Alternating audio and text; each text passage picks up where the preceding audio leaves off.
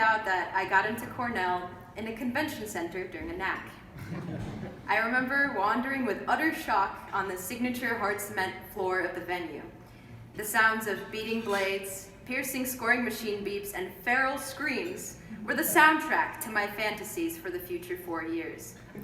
It's quite a fitting memory because in the daunting task of choosing colleges, my main factor was finding a place with a fencing team. Coming to Cornell during a summer fencing camp, lugging my bag on the footbridge by BB Lake, and eating glorious RPCC meals sealed the deal for me. I think it sealed the deal for Megan too, because soon after we became not just buddies from camp, but teammates. The summer before starting my 4-year adventure, I kept having dreams involving babies. They were diverse and bizarre, but all of them had me holding a baby. Sometimes it was my own, sometimes it wasn't. Sometimes it melted in my hands, sometimes it just smiled sweetly.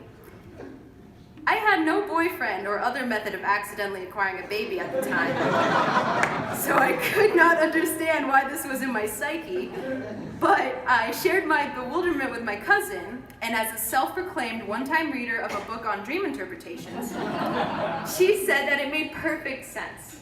In dreams, babies represent something new, exciting, and unknown, and clearly I was nervous about going to college. College was my new, terrifying baby. But also, I was a baby, and the thing is, I still am. I always knew I was class of 2018, but I forgot what those 4 digits stood for.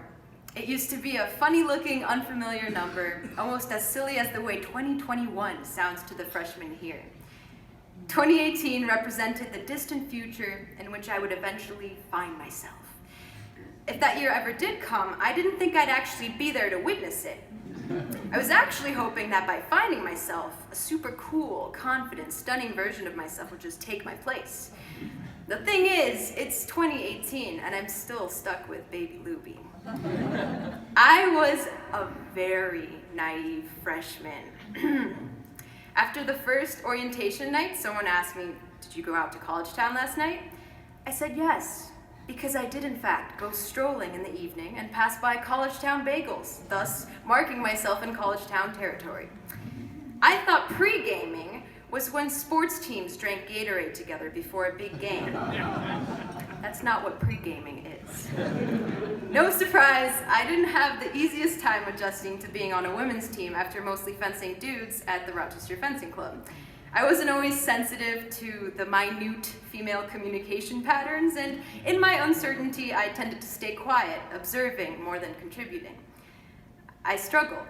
I felt the pressures and pulls of all that the Cornell world offered and demanded. I questioned whether I should continue putting my energy and worries toward the team. After many a pro and con chart, I left the team during my sophomore year. I do not regret leaving, because of just how much I learned. The break taught me that my relationship with my fencing coach dad didn't depend on my success or ambitions as a fencer. Far from it, we grew closer. It made me consider what made my identity, and try as I might, I could not take fencing out of the equation. The deprivation reignited my love for the sport, including the competitive aspect I used to dread. With the announcement of a new coach, I saw the possibility of coming back to the team. I am infinitely grateful that I was allowed back and even welcomed back. The season during my junior year held the most playful and exciting fencing that I've ever experienced. I separated myself from a fear of failure and learned to fight eagerly, hungrily, and playfully in my bouts. Once I stopped fangirling over my new coaches, I saw the new fencing philosophy that quickly became my life philosophy: to live one touch at a time, to be open to this present moment, to break up patterns and expectations with unpredictable rhythms, to brave the shitstorms as they come, and to do it so creatively and enthusiastically that your opponent is the one that wants to run off the strip. And this season,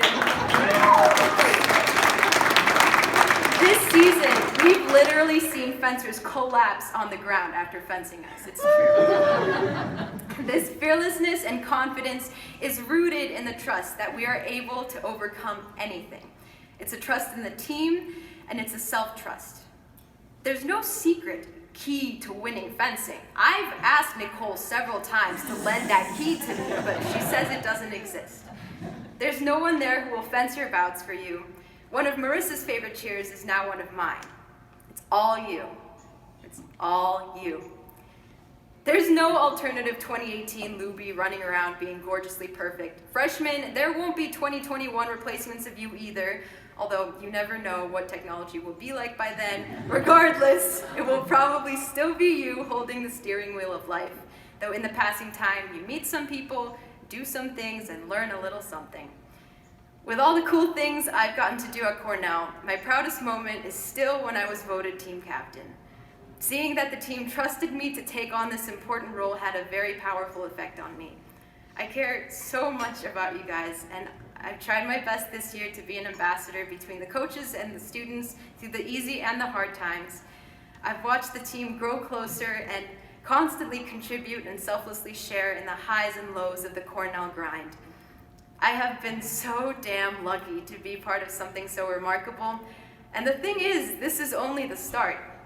Like the weird babies in my summer pre-freshman dreams, like the baby that I still secretly am, and like the beautiful baby Finn, who is inarguably the best team mascot of all time, although he's got a lovely little Sienna to compete with. This team, too, is a baby. I have no doubt that as I leave to pursue my own life, this team will grow and thrive and dominate in the collegiate circuit and beyond. I'm humbled to be a part of the infancy of this Schneider-Ross fencing empire.